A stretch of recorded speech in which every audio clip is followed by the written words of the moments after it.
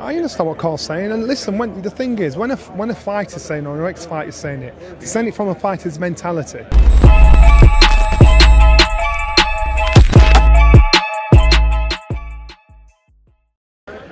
Pro boxing fans here with Johnny Nelson. Johnny, I know you're busy on your phone, mate. I know a lot of people text you, but I'd like you to look up and conversate with me. How are you? How's life? I'm good, man. I'm good. I like it out in Riyadh. Last time I was over this side of the world, 2019. Good vibe, good energy.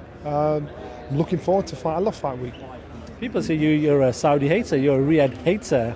Nobody will ever tell you that because that's pure lies and foolishness. Listen, let's talk about this, man. I know you've not got much time, but knockout chaos, Anthony Joshua, Francis Ngannou. The question that you guys have been posing this week is, should AJ have taken this fight? Tell me your thoughts on that one. You know what? It depends on who you are and how you look at it. From a business point of view, I can understand the promoters going for this because it's news, it's intrigue, and they're not the ones taking that risk for the fighter. If you're a fighter that fully believes in yourself, you take the fight because you think this is where I want to go, this is where I want to move forward. If you're a fighter that's thinking business-wise, sometimes it's good to lose a battle and win the war. So you could get involved. The reason why I said what I said, you could get involved in this fight to prove a point. Look what I've done to this guy. Look how he went on with Tyson Fury.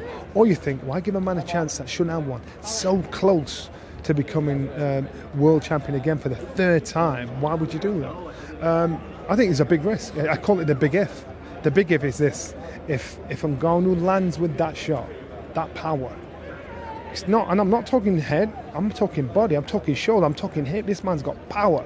Over 10 rounds as a former world champion from the world of MMA. So he's going to do it at some point. It's how AJ deals with it. So AJ's got to be smart. He's got to box him long. He's got to use his boxing intelligence and ability to get this to get the job done. And if he does that, AJ shuts it out.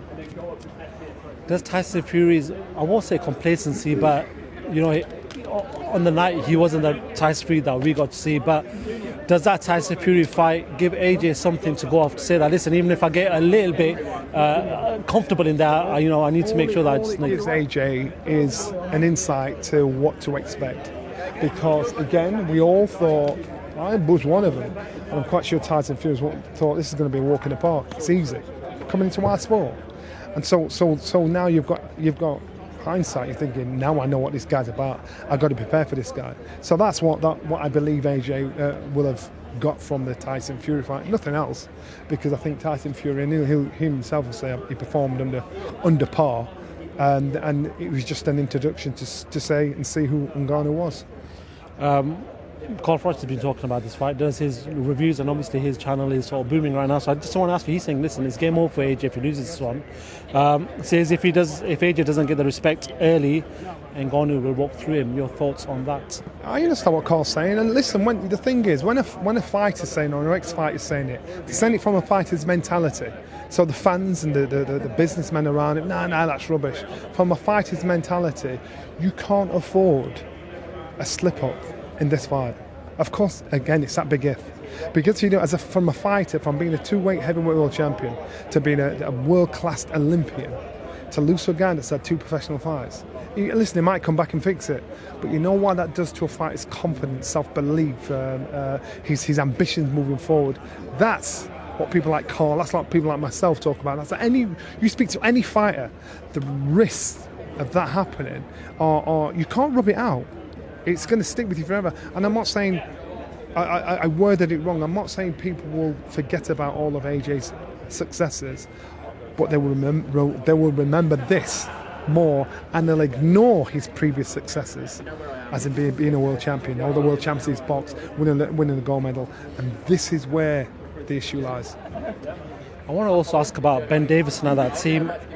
Devin Haney was been talking about how much they've helped him, especially someone like Lee Wiley, who analyses footage and gets sort of the message across to the fighters. Ben Davidson did an interview with Queensbury yesterday saying when AJ first walked him, we told him certain things, and he may have not agreed with it. When he came back, he goes, listen, you guys have got the evidence for it, so let's do it. Do you feel that this team, this setup, with these sort of brains, is the right setup now for Anthony Joshua? Well, he's obviously found somebody that works on the mental more than the physical.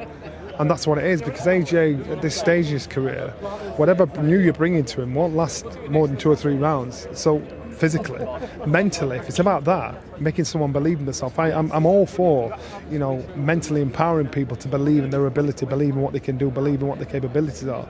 And if that's what Ben's power is, good on him. That's what Ben's power is, getting into that to make a man believe himself. Right, we'll carry this on. That's the end of that one. We'll be talking about it. Cheers, mate. Johnny, just picking this up. Want to talk about another fight on the card that's potentially probably the fight of the card. Jang Parker. Just talk to me about this one, man. What a fight. Good fight. I think Andy Lee's a smart guy. He devised a game plan for Parker to surprise us all in his performance against Wilder, even though Wilder didn't seem to be the fighter we know him to be.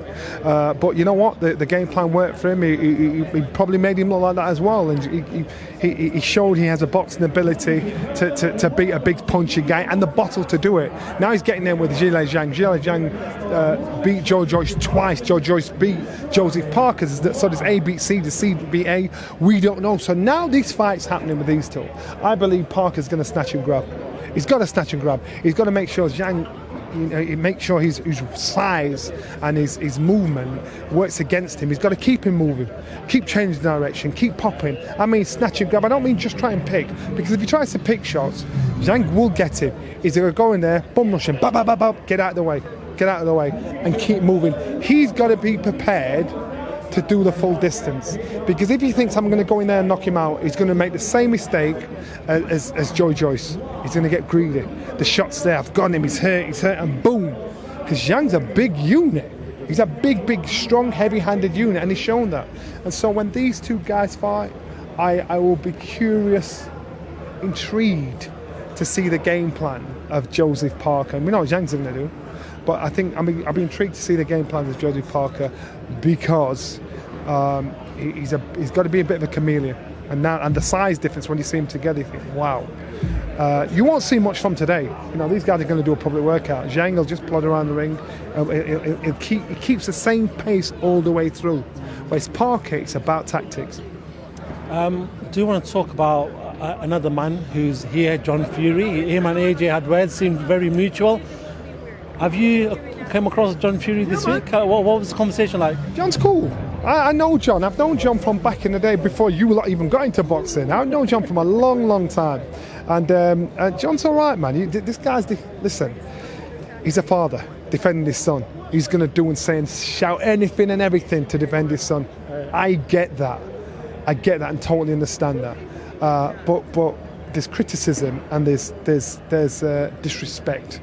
Now everyone's going to have an opinion on Tyson. If you like it or not, that's how it is. It's an opinion, and it's a respectful opinion. If you don't like it, don't listen to it. If someone's disrespectful to you on a personal level, that's when it gets personal. John's not stupid. He's a smart, clever guy, and he knows boxing well. So me and John are cool, man. We're all right. Final one. Dillian Whyte looks like he's been cleared as per the statement on Sky Sports. With this still talks about maybe he needs to go through the board, see in regards to the British Boxing Board of Control to get a license. But what do you make of that news? I think it's great news. I saw the news out here, same as you. I want to know what the board stance on is. If the board are all right with it, I'm cool with it. But the thing is, someone's going to get in trouble. If that is the case, Dillian Whyte needs to be thinking about suing somebody and get that sorted. You've got to go, top man. Thank you very much, Johnny.